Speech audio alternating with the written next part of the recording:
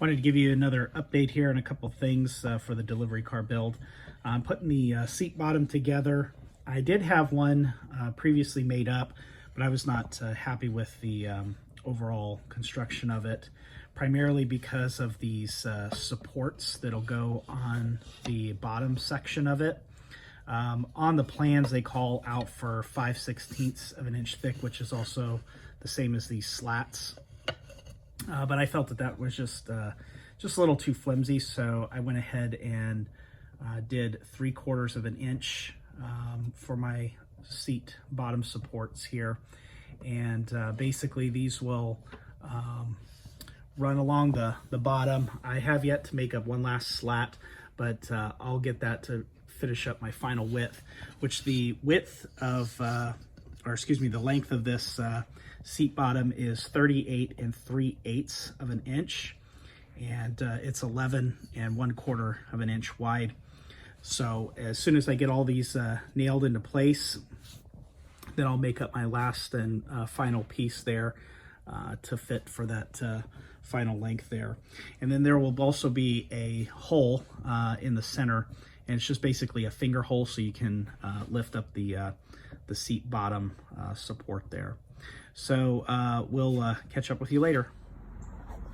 Working on the rear post here now for the door jamb area, and these are a little bit different than from the regular side pillars. Basically the post is only going to be 20 inches high, and it is going to be done the same way, just like how I did the rear door jambs. So I had to glue these things up. You have 3/4 of an inch, 1 3/4 inch, 1 3/4, and then just following that same curve. So basically I just use the door jamb, because basically what's going to happen is these things are going to lay inside here, follow along like that, but then they're only going to be 20 inches high, but then they're going to be a little bit wider, and that's so that way the rear fender blocks can tie into that, and then also that horizontal rib that'll run down alongside of the side of the body there. So I'm going to cut these out, and then they'll be mounted up to the rear door jambs, and then we'll start trying to bring everything in and tie it together. You'll notice that when we go to make the doors, the rear doors, we'll be doing the same type of process where we'll glue up some boards and cut them out as well. But that'll be a little bit later on down the line there. It won't be as wide. I think the dimensions, I can't remember, might only be about 2 inches, I think, for the each side of the frames for those rear doors, but we'll progress to that a little bit later on. But just another update there. Working on the main rib here that's going to go down the whole section of the body, and as you can see, this is where the joinery is going to take place there in the front. And then I got everything marked out on my other ribs here, vertical ribs. So this is the main section, the rib that's going to run down the thing there. So I already got this one piece cut. This is 3/4 of an inch, and then on these we'll notch out 3/4 of an inch section, so that way everything will line up where it needs to go. So just another update there, and we'll make some more progress. All right, here is the ribs. I already got one of these notched out here. And then this would be the horizontal support. As you can see, it would just make a, let me get this turned on here. It would just make a joint like that, and that'll run down the length of the body. And then they'll just be simply held in with one screw there in the middle. But yeah, that's basically how those go together. So I got a few more to cut, and then hopefully get this rib put in place there. So here is the rib running all the way down the middle section of the body, and you can see got those all notched out as they go on down.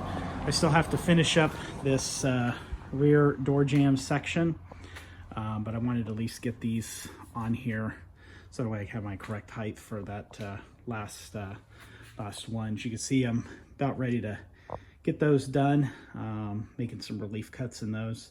I'm going to go ahead and jump over to the other side and do the other ribs over there and get that section done.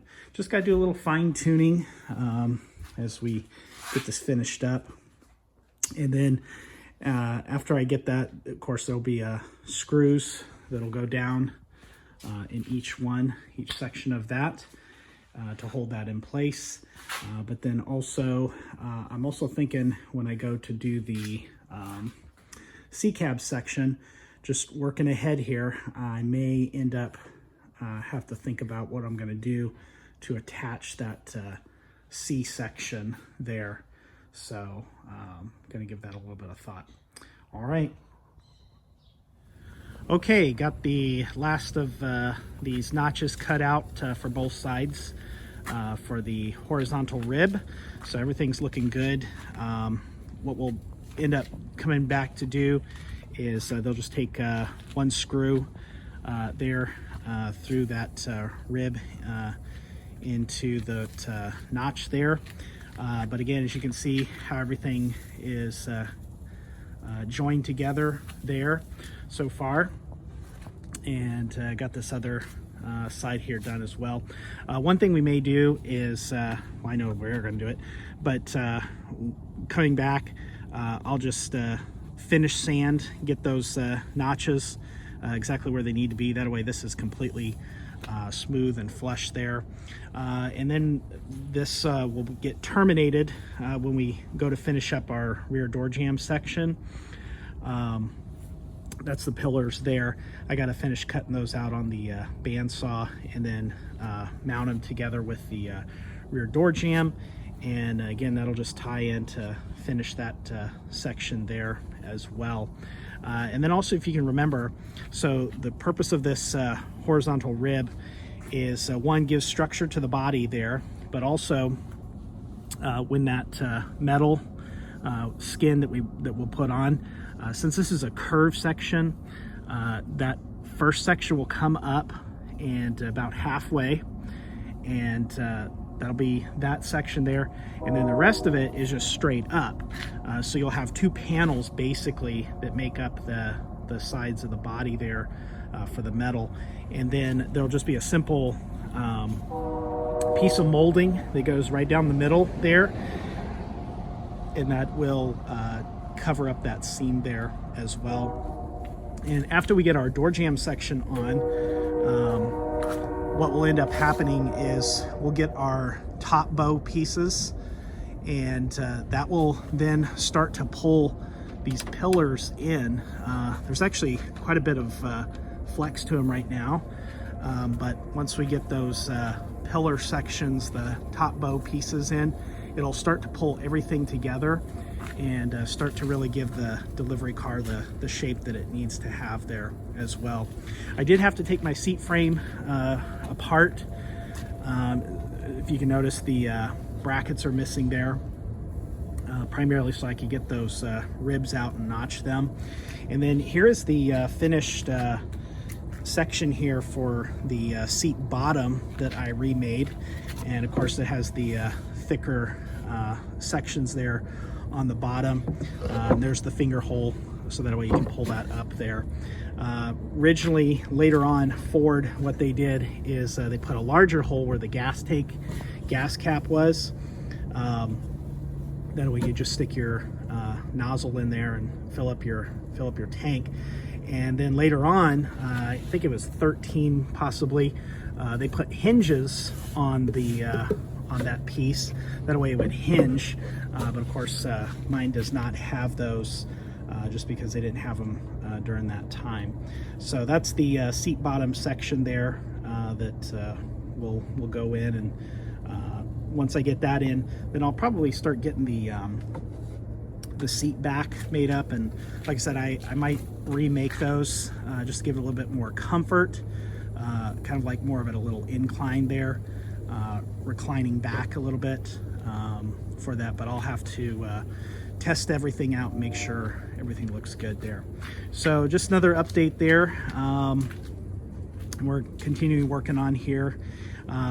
There is a couple more rib sections here in the inside. There's actually 3 pieces, one down here on the bottom, one there, and then one more up on there.